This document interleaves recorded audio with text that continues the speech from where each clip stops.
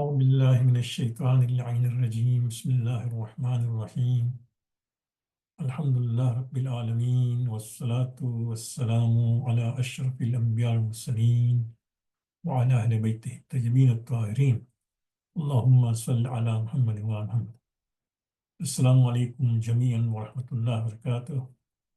Thank you for being with us for the all 9th session. This is the 9th session. Tomorrow inshallah will be the 10th session of this course and the last session. Tomorrow I would like you to be there at 6:30 on time. But at the end of the course, at the end of the presentation, my assistant, inshallah, is going to have a survey conducted in which we would like to plan for the future courses. Do we want to continue or not? If yes, what would be your suggestions about the timing, about duration, and also about the topic, if you have anything, inshallah. So even those who could not make all the days, at least should be there tomorrow. And we'll also try to wrap up the course by mentioning some important things, inshallah. Coming to yesterday, we discussed those verses of Quran. They were very powerful verses. And of course, because this is a short presentation, because those verses which we recite from 190 to 94 of Surah Al-Imran, those are powerful verses. In fact, somebody can even have an ashra. Now you can recite 10 majlises on those verses. They are so powerful. But I thought that let me also look at other sources. So the study Quran, which is a collection of what tafsir, both from Shia and Sunni, and the editor was Sayyid Hussain Nasr. I thought, let me see what they will say. So they also include this hadith, which is a popular hadith, right? An hour of reflection, meditation, tafakkur is better than night's vigil. We discussed this thing also yesterday from Mizan, right? Al-Mizan, Tafsir al-Quran. But then he says, meditation and reflection are mentioned many times in the Quran. So this is a good thing about this study Quran, that they give you counter references. So it is not only in this particular verse of Ali Imran where we are told that these people worship or they do tafakkur, but it is also mentioned in Surah 13, 16, 40, in fact, Surah 16, it is mentioned 3 times, because Surah 16 talks about the ni'mat of Allah subhanahu wa ta'ala, right? And Surah 30, 39, 45. So these references are there. If you get time, you can look at them and see what Quran says. In the notion of reflection, tafakkur or fikr forms an important foundation of Islamic spirituality. So keep this in mind that it is a very special part of Islamic spirituality, tafakkur. Reflection is the lamp of the heart. If it vanishes, the heart also has no illumination. Of course, this AJ refers to one of the Mufassir who has mentioned there. You can check it. I think Ajiba, somebody. It is reported that the wife of Abu Zar Ghafari said he would spend his day's reflection in a corner of his house. In this way, Hassan al-Basri is reported to have said, if one's words are not wisdom, they are vain. If one's silence is not reflection, it is absent-mindedness. If one's thought is not contemplation, it is a play, right? So it is a good advice. I thought that we will also discuss about it. So keep in mind that this tafakkur, which is mentioned in this ayat, also in the ayat which we mentioned yesterday, I hope you know that those verses which we mentioned in this, إِنَّ فِي خَلْقِ السَّمَاوَاتِ وَالْأَرْضِ وَاخْتِلَافِ اللَّيْلِ وَالنَّهَارِ الْآيَاتُ الْبَابِ الَّذِينَ يَذْكُرُونَ اللَّهَ قِيَامًا وَقُعُودًا وَعَلَى جُنُوبِهِمْ. So those people remember Allah in all 3 states, while standing, while sitting, and also while lying down, right? وَيَتَفَكَّرُونَ فِي خَلْقِ السَّمَاوَاتِ وَالْأَرْضِ. But they do tafakkur on the creation of the heavens and the earth. So this tafakkur is a very important part, and keep in mind that this time of the day, early morning, now depending how much time you give, so give time to ibadat, give time for sahari, right? But give time also for tafakkur. I find this particular time very, very good. Actually, most of the time, my plan of the day is done at that time. That means at that particular time, I now think that what I'm going to do this today, what are the important things I need to do. I just sit and reflect on it. What is the most important I have to do?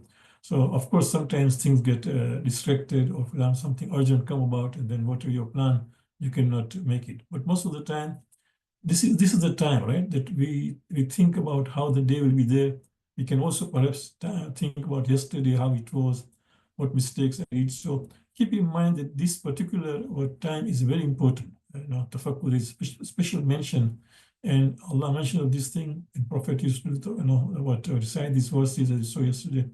So it is important that we do also spend time in tafakkur. Listen, Ayatollah Khomeini Marhum has a very beautiful book, 40 Hadiths. I'm sure many of you have read it or even gone through it. It's a very popular book, right? It's in fact it's a best akhlaq lessons, advanced akhlaq lessons. This book is masterpiece. So Hadith number 12 is on tafakkur. So he starts with this hadith, and then of course there's the whole exposition of that hadith and everything. So it's worth reading it. So he's quoting that the 60 Imam says Imam Islam used to say. In fact, Imam Khomeini goes further by saying used to say itself is an important aspect. If the 60th Imam would have said that Amir said, then maybe he said only once. But used to say, that means this was so important that he used to repeat, right? Arouse your heart to contemplation, keep your sight clear of the night, and be heedful towards Lord, right? So Ayatollah Khomeini has a mention, and then of course he expounds on this hadith and everything. So I just thought that also as a reference, I will leave with you that when you get time during this month, recite or to read this chapter, hadith number 12 from 40 hadiths. The book is available on islam.org. It will be a good way of connecting spirituality. So tafakkur is very important. In fact, those of you, I don't know if you've seen this book, An Excellence for Reflection. This is a good book collection of 5 different subjects, and each subject has 100 different subjects. Each subject has 5 stories. So there are 5 stories, 500 stories in this. So there's a chapter here on contemplation. Chapter number 24 is contemplation, right? And there are a number of short stories about contemplation. But there's a hadith from the Imam of Islam. He says, "Tafakkuru yaddu ila birri wal amal bihi." Contemplation invites you towards good and its performance. So it is contemplation which will in fact invite you towards good, and then you not only just you think about good, and then you try to act on it, because you realize that you have thought about it, that how good action this is. What will happen if I don't do it? What are the advantages? So tafakkur, Imam says, yadhu idal amal, idal birri wal amal bi. It takes you towards good and also performance of it, right? And subhanAllah, here in this 5 stories, the last story is that of Umar ibn Sa'd, Rahmatullah alayhi, when he was asked to go and fight Imam Hussein. And then Ibn Ziyad said, if you don't do that, then you won't get the governor of Rashid, right? So there he said that he said, okay, realizing that this was such a big thing he was asked, he did not accept it immediately. He rightfully said to Ibn Ziyad, give me a night to think. And he spent his night thinking about this. Should I go for this or not? But end of the day, Shaitan just overwhelmed him, right? Said that, this hell and heaven, who has seen it? Jannat and Jannah, who has seen it? I'm getting this something in this world, governor of Ray, which is so important. And then, of course, when I'm a governor, I'll do things that I want, good and bad, and maybe I will be able to do kafara of what I did now. But subhanAllah, he ended up by being a commander, was responsible for the Shahadat Imam Hussein, killing Imam Hussein and all his family, right? And end of the day, not only that, we are told he never got even the governor for a subhanAllah, So you can imagine that he contemplated about it. He asked for a night, but then end of the day, he thought that these things be just here, right? Jahannam and Jannat and all those things. This is future, If I'm getting something immediately, why don't you go for it? So keep in mind that people sometimes think, but even then in their thinking, they have somehow, gone the wrong way. Thinking is supposed to, bring wisdom. Thinking is supposed to bring them the right thing, right? As Imam said. But in this person's case, in spite of asking for a night, he ended up going for the worst option. So I thought that I will just end up the discussion of yesterday started at least with this particular thing, to keep this time, particular time, not only in Ramadan, but even throughout the year. If you wake up for namaz al-shab, then give yourself enough time for namaz al-shab, and then also for tafakkur. And then, of course, after that, you can say your prayers and rest. No? So it is very important. I would also like to start discussing, although we don't have time because tomorrow is the last session, but just just to start with. No? So in our book, Ramadan and Shawwal devotions or Emmanuel Ramadan devotion, whatever it is, we included 3-4 du'as at the time of Sahar and also tasbih, right? So in this, you'll find that section, there's a section called section number 4, the Suhūr, taking of food before dawn. There we have what included hadith and then dua, right? So there are, first dua we discussed, second is what we are discussing today. And there's also another third dua, dua baha, and there's a tasbih, right? So it's important that you know those things. In that, the second dua is this one. This also is a beautiful dua, a short dua. So I thought that I will at least start with the first part of it, just first passage alone of this dua. If tomorrow we get a chance, we'll do something more. But there are also other things I would like to discuss tomorrow. In any case, look at this, subhanallah. See how the dua starts. In this first passage of dua, right? There is no word ilahi, there is no word Allahumma, there is no word Sayyidi, there is no word Ya Rabbi. No? You can imagine how it is like, for example, you are sitting with your beloved, right? As you are sitting with beloved, you are talking to beloved.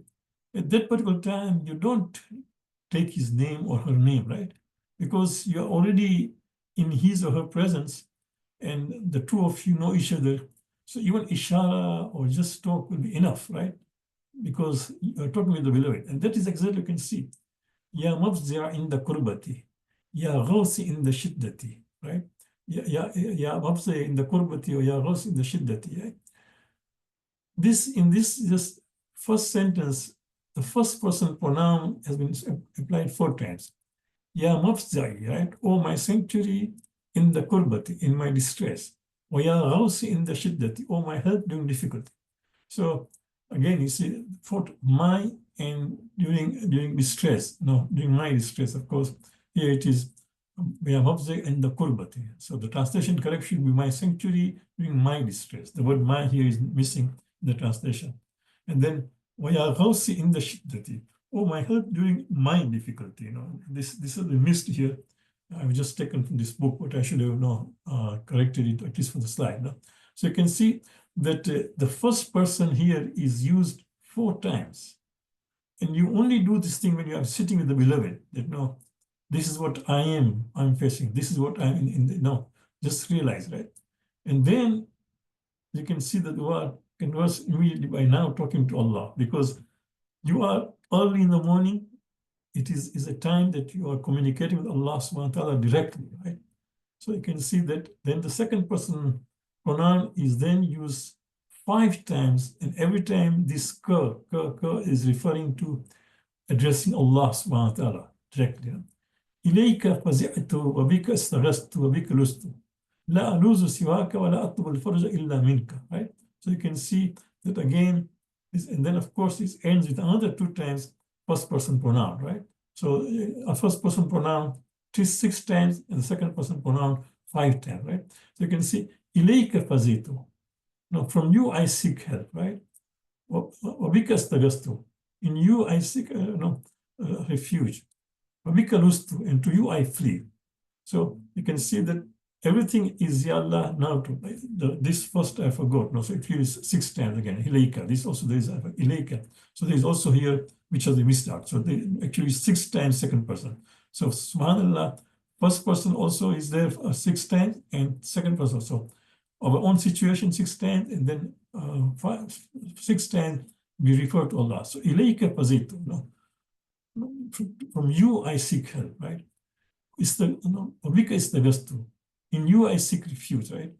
Wabika lustu. Actually, no, this is not the best translation, but I was just again. Wabika is the gastu, and to you I flee, right? La aluzu bisiwaka. I do not seek refuge in other than you. No? And then we say, Wala atlu al-faraja illa minka. And then, other than you, and ask none for relief except you, right? فَأَغِثْنِي وَفَرِجْ عَنِّي, right? So help me and relieve me. So again is there. So subhanallah, 6 times the first person pronoun referring to the person who's doing dua, and 6 times second person pronoun referring to Allah subhanahu wa ta'ala. This kind of language, right? Subhanallah shows that we are in the presence of Allah subhanahu wa ta'ala as if Allah were to be a body, then he's sitting in front of him, us, and I'm talking to him. That is how the language is. And there is no ilahi, there is no sayyidi, there is no maulaya, there is no rabbi, right? All this, although we are talking Allah, but this is it that no, at this time I'm in your presence. No, I just, oh Allah, you know me that here I'm your servant. I've woken up just to talk to you. So see the language, and see how it is, subhanallah. And that's why I'm saying that these du'as which have been taught at the time of Sahar, these are powerful dua. Tomorrow, if time permits, we will discuss, not in detail, but just, gist of dua Abam the Sumai, that how powerful the dua is and how it helps. But these are some of the powerful duas, and they're just first pages of this dua. You can see first person pronoun employed 4 times, showing the helplessness of the supplicant, how much helpless I am. This is followed by second person pronoun masculine and singular addressing Allah subhanahu wa ta'ala directly, 5 times, actually 6 times. Therefore, oh my Lord, oh my God, my Lord, my Master, understood but not mentioned, I said, because you are already in his presence. Help me in my situation, relieve me of this, again employing the first person pronoun twice. So it is 6 times first person pronoun, 6 times second person pronoun. And inshallah, I'll correct it before I send out this slide today or posting. So this is beautiful dua, the way it just look at the way it is discussing. We are in the presence of Allah subhanahu wa ta'ala, and we are, because this is the time. This is a special time. That is why there is so much emphasis of this, Sahar time, that don't miss out. And Ramadan is the time where we train ourselves. That means once we have, trained ourselves to wake up for Sahar and pray to Allah subhanahu wa ta'ala, even although we wake up also for Sahari and also for the Ibadah, but then inshallah after Ramadan, even if there is no fasting, we'll still wake up for Sahar, because it is a very special time. So we have tasted the pleasure and the joy of this particular time of talking to Allah subhanahu wa ta'ala. We don't want to miss out. That's why I thought that this year's course should be on this particular thing, which is a very important aspect. Before we end today's presentation, let me see if there is enough time. It's already 20 minutes. So, these are the first hadiths we discussed. The other 2 hadiths are found again in our book, Ramadan and Shawwal devotion. But very briefly, I'll just discuss, right? Here the Suhūr. I'll also put this time the Arabic from the book. تسحروا من آخر الليل وهو الغداء المبارك, right?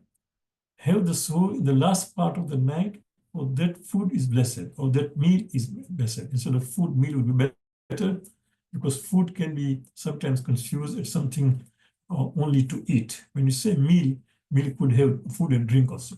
So وهو الغداء المبارك, it is a blessed meal that So, and plus, in Prophet says آخر الليل. This shows that, for example, sometimes people say, okay, I do take my sahari, but I take it before sleeping and then go to sleep. And then I wake up in the morning before namaz qaza. We are missing it out, because he clearly says, the sahar min akhir al-layl. So yes, take your sahari, but at the end of the night, last part of that. وَهُوَ الْغَدَاءُ الْمُبَارَكُ. So the fact that he says, and Mubarak, al-Ghada Mubarak, the blessed meal, you can see he's used the definite article, al-Ghada al-Mubarak, the blessed meal. In other words, when you find like this usually it refers like divine, blessed divinely. For example, when you say Assalamu alaikum, literally means the peace be on you. But what is this stuff? Which peace? The divine peace. It's understood. When you say Assalamu alaikum, that means the divine peace be on you. So it is al-Ghada al-Mubarak. It is a blessed meal, a blessing from Allah subhanahu wa ta'ala. So it's important. Of course, this particular hadith of Shahrullah, which is compiled by Muhammad Shahri, who is a Shia scholar, But he also gives, for example, okay, this is from Sunni book, but then something similar also appears in the Shia book, which says, no, on Kafi, it says, as-sahur barakatun, right? Just, subhanAllah, you can remember this hadith, it's only 2 words, as-sahur barakatun. Now, sahur is blessed, right? So, this is also Kafi. Keep in mind, so this is a food or drink in the last part of the night, it is blessed. The second hadith also, which is there in our book here, and found from Shahrullah, لا تدع أمتي السحور ولو على خشفة, right? My nation should not leave sahur even if it's with a dry day. Now, this is taken from Al-Kafi and Tahzib, subhanAllah. Although we are taken from Shahrullah, but then he gives the reference there. He says, I do not leave the practice, no, number one, do not leave the practice, for it will also make you wake up for other ibadat.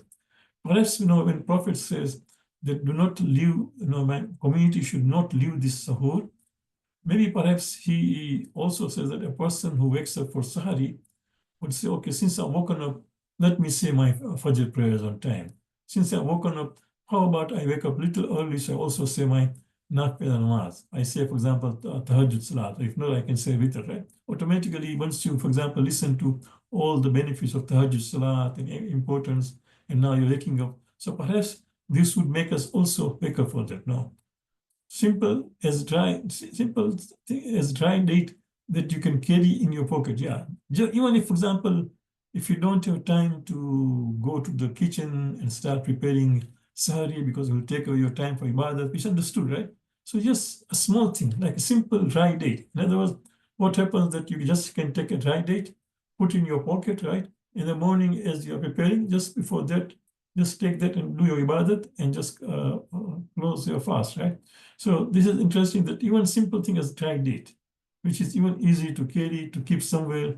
You don't need to go to kitchen. You don't need to, for example, worried about that it is liquidy or something, for example, it may get spoiled. No, it's just in your pocket. But the whole idea is that you wake up and do this thing. And it clearly says, no. Plus also, when it comes to date, I remember in the morning I was trying to find references, but I could not find in that limited time. But I remember 2 things about date I read. One was in Sunan Nabi, the same book we referred earlier. Is there, and we can also find it, what I clearly remember reading in this hadith, where by prophets it is said that, no, from all the meals, everything which we there on the sufra, he would first pick up date. That was, his practice. No?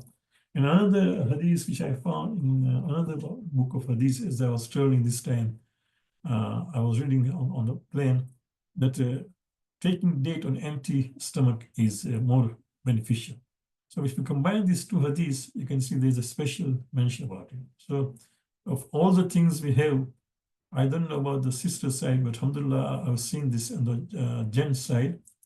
On Saturday and Sunday morning, when you got this Fajr prayers and tafsir, and then there is a breakfast, there is a brother who brings date.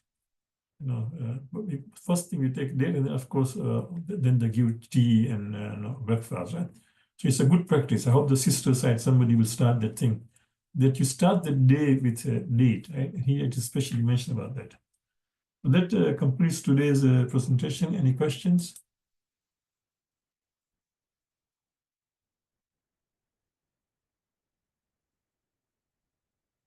Yes, of course. I think that this, I know the contemplation, because as we say that it left to this person in a bad state as far as one side is concerned.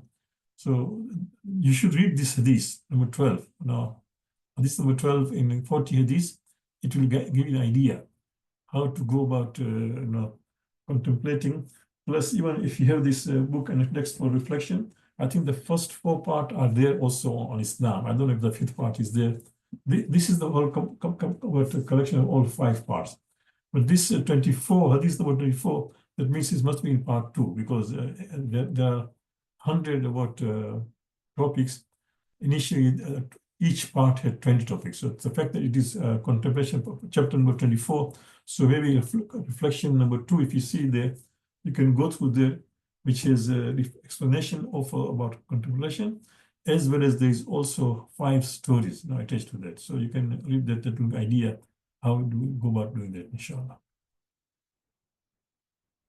Inshallah, so see you tomorrow. Make sure that you don't miss out. Immediately after the presentation, my assistant will take a survey and let us know how do we want to proceed, inshallah, in the future. Wassalamu ala tahirin. Allahumma salli ala.